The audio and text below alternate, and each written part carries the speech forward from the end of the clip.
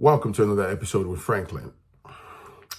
In the 15th century, Christianity came to sub-Saharan Africa with the arrival of the Portuguese. From the 15th to the 19th century, the Christian missionaries grew in Africa and ultimately was driven by the interest of Europeans to colonize Africa. Christianity was weaponized as an agent of destabilization against Africans. Now, if you're watching me for the first time, thank you for stopping by. My name is Phrankleen. I'm the brain behind this platform. If you like what I'm about, don't forget to smash the like button.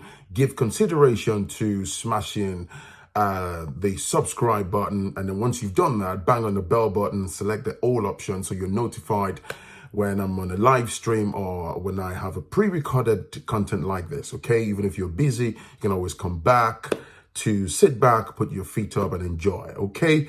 And if you want to carry on with the conversation beneath this video, if you're watching on YouTube, feel free to join the conversation below, right? Follow me on Instagram at Phrankleen, exactly as it's spelled on my YouTube channel, all right? Now,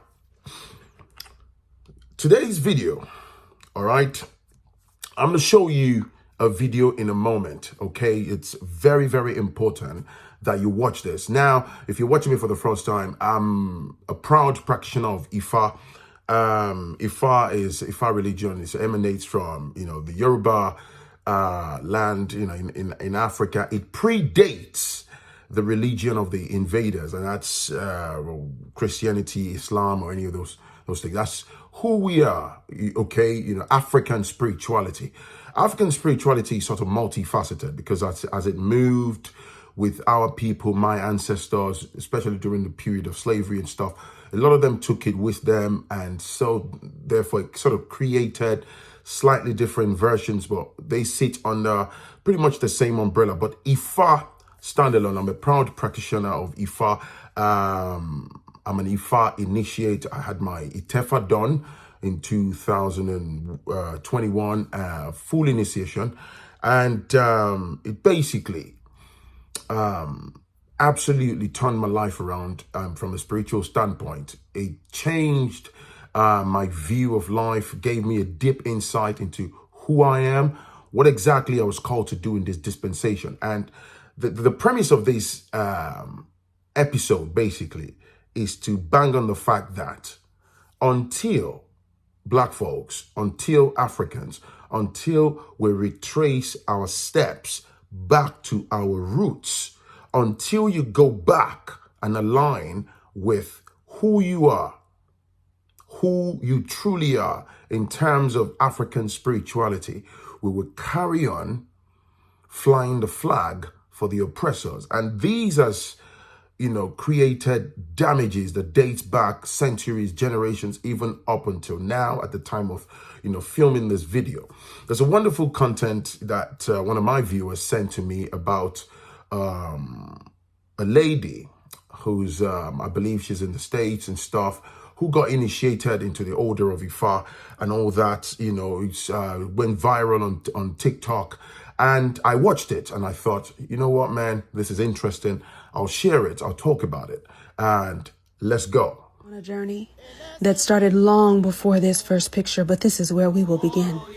In the early 1990s, I received my first divination and was told that one day I would sit on the other side of these shells. But little did I know that in 2010, I would make my way to Nigeria and crown Ifa. In 2012, I would crown Egbe and then travel to the door of no return in Ouida, Benin, to initiate to West African voodoo. From there, I would go to Oshogbo, to the Oshun Grove, where I would sit at the Oshun Shrine, a sacred place. She who returns to the water from which she came. This is where I made my Oshun initiation in 2018. To be a daughter of Oshun is a blessing. To be a crowned Olorisha of Oshun is an honor that I hold near and dear to my heart. But she was not done with me yet. She called me yet again to meet her in 2021, and so I did.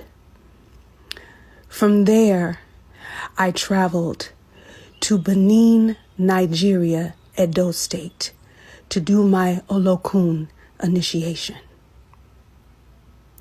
where I was passed down a sacred bell that is over 200 years old and given from priest to priest. And although my journey isn't done and I can't share everything with you here, just know that I am well seated.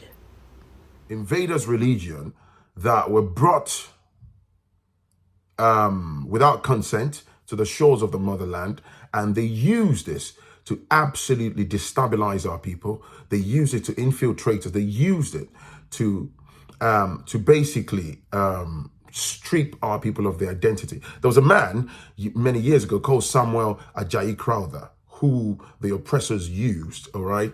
Bishop Samuel Ajayi Crowther, he himself was enslaved. They basically enslaved him psychologically, and he was instrumental to the centuries-long damage that we are still dealing with in Africa. They used him to create a Yoruba translation of the white man's Holy Bible, right?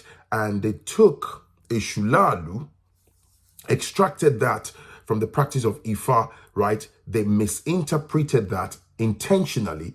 They incorporated that into the Yoruba translation of the white man's Bible. So they demonized Eshu, the deity called Eshu, in the practice of Ifa. And this misconception, absolutely deadly, was basically forced down the lungs of our people. They use it to damage multi-millions of black folks, and it went on for centuries up till date. So that's why even as a kid growing up, when you hear things like, in Yoruba language, Omo Ishune, they hijack the name Eshu from the Eshu deity to say, so as a child, you hear someone say Eshu. Eshu is like, you believe, that's Satan. That's the white man's devil. It was intentional to make sure that we run away from the true powers of the universe. Now, what are the benefits, immeasurable benefits of the practice of African spirituality? Take, for example, in the practice of Ifa. Ifa, during the course of my initiation, if I may tell you, Ifa allowed me to understand that every human being, in Africa, we're like, take, for example, this glass cup, right? It's like you're walking around with a barcode, a spiritual barcode. Like when you buy this from the store and you have to scan it, there's like a barcode, right? A product barcode that's sort of like an identifier in the database of the store, right? So that tells them the price, that tells them the name of the item. That way they can have a proper record. And even after you scanned it and left the store, they have a data, on the day it was bought, how much you paid for it, and things like that, all right? Now, there's a spiritual barcode just by the universe, incorporated into every black person. So from the point of view of Ifa, what do I mean by the barcode? There's an Odu Ifa, because Ifa has about 256 Odus, right? Through the course of divination. Now, there is one attached to each person that defines you. So that's why when you carry out in the practice of Ifa, Akosejaye, is called a predestination check. In Yoruba language, they would say, Kine Kadara, Orito Ogbewaye. You're looking at your universal data set. What were you called to be, to do in this dispensation? What is it that the universe called you to do? You didn't just come out. Yeah, apart from the biological side of things, man, mates with woman, you bring to existence a child or a boy or a girl. There's a spiritual standpoint. What were you called to do? And recently, I started providing divination services, okay? And a bunch of people have contacted me, and this has given me a major insight to know that it's absolutely possible for a human being to exist. Particularly, you have a lot of people here in this diaspora where people don't even know why they were born. What is it that they're doing? Compatibility checks. One of my favorite ones is Akosejaye, which is the predestination check. The universe, like me, for example, I know exactly what I was called to come and do in this dispensation. Usually in the practice of Ifa, within the first 40 days of having a child, you would be able to basically look and say, oh, this is what this child was called to do in this dispensation, right? And it forms a major, guidance for the parent or the guardian of that child. If a child needs immediate initiation into Ifa, spiritual appeasement and sacrifices, what they need to do, what they will become. This child was called by the universe to go into agriculture, particularly poultry farming, livestock farming. This child will be someone that will function successfully in the field of engineering. This child is designed to work, is selected by the universe to work in the medical field, to be a medical doctor, to be someone or a veterinary doctor that work with animals on things like that. These power sits with us as Africans. All right. This was before the arrival of the invaders, before they absolutely destroyed the minds of our people. Right. And these powers, they still exist. But unfortunately, most of our people have been stripped of their identity. Most of our people are already psychologically damaged. When I say psychologically damaged, it's absolutely possible to be psychologically damaged and to also excel at the same time within the confines of a classroom and accumulate university qualifications like degrees, master's degree, even up to PhD level. But the truth is, your true identity, your essence in terms of African spirituality, the trueness of you as a black man or woman has been absolutely damaged. And what even runs concurrently with this, how deep this runs, is we are so damaged as a unit of people that we then self-appoint as gatekeepers for the religion of the invaders. We will fight ourselves to death, physically, even spiritually. We will ensure, the damage is so much that we will ensure that even our unborn children or even young children adopt the ways and the thought process of the invaders. So when you have people like me clamoring for, oh ye black man and woman, come on to yourself, retrace yourself, go back to who your ancestors were, who you truly are. Embrace your identity. Go back to your source. They will call people like me crazy. They will call you all sorts of names. They would say, oh, in fact, you are demonic. You're an agent of the Antichrist. You are this, you are that. Because a ton of our people are damaged. There are plenty of black folks walking around, and I mean powerful entities. Everybody is born into this planet, born into this dispensation with amazing gift, with amazing energy, but a lot of them are dormant. They are suppressed. You don't even know who you are. You find someone who is perhaps supposed to be an Ifa priest or Ifa priestess in motherland Africa.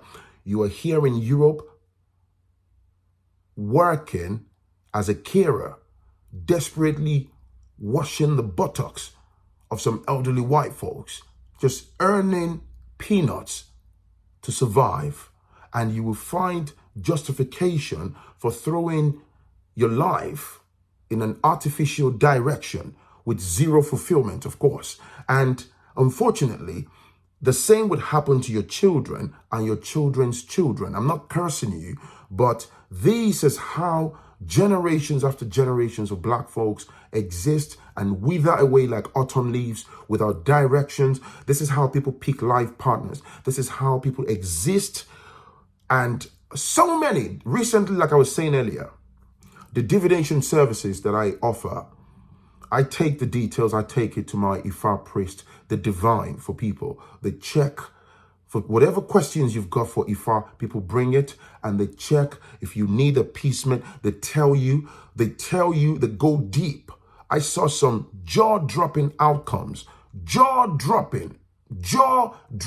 There's a woman who is meant to be back home. She's meant to be someone that works with herbs. that treat people with herbs, organic herbs from the motherland Africa. She's meant to be Onishegun. She's meant to be in that line.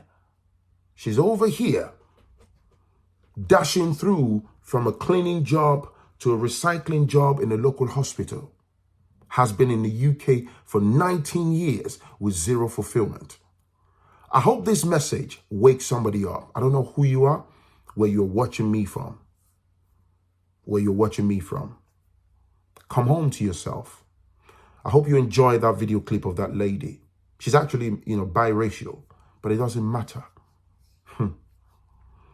More and more people who are non-Africans are embracing the African spirituality. They recognize the truth, whilst more and more black folks are turning our backs upon African spirituality, lying to ourselves, desperately embracing blindness. Let's keep the conversation going on below. I'll stop here for now. I hope this video gets to emancipate at least one person. Until we come home to ourselves, until you embrace your identity, until you retrace your steps. There's no way out for black folks. No disrespect to whatever you're inclined to. A lot of the things you're inclined to, it was forced down your lungs, particularly when it comes to the religion of the invaders. We are Africans. Life started in Africa. African spirituality is us. And let me say on a closing note, if your perception of African spirituality is what is depicted in local movies, in some dodgy written movie scripts, you're mistaken. You want to find out more? Send me an email to foodchannel1960@gmail.com. Look in the description of this video. You find my email address. Follow me on Instagram. You can send me a DM. If something strikes a chord in you in this video, you're concerned about your own life, you're interested in divination, you're trying to retrace your step, you can bang me an email. Look in the description below for my email. Come talk to me about divination.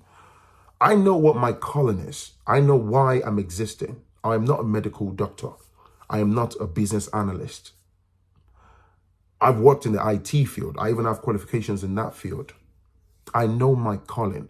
One of the best things that can happen to a human being is to know, why were you called to this dispensation? Embrace your roots. There is no shame in it. Don't hide African spirituality because of what your father would say, what your mother would say, what your family members will say, what your friends will say. Live in your truth. My name is Phrankleen. Thank you for listening. And yeah, I will most definitely catch you in the very next one. Peace and love, man. Bye-bye.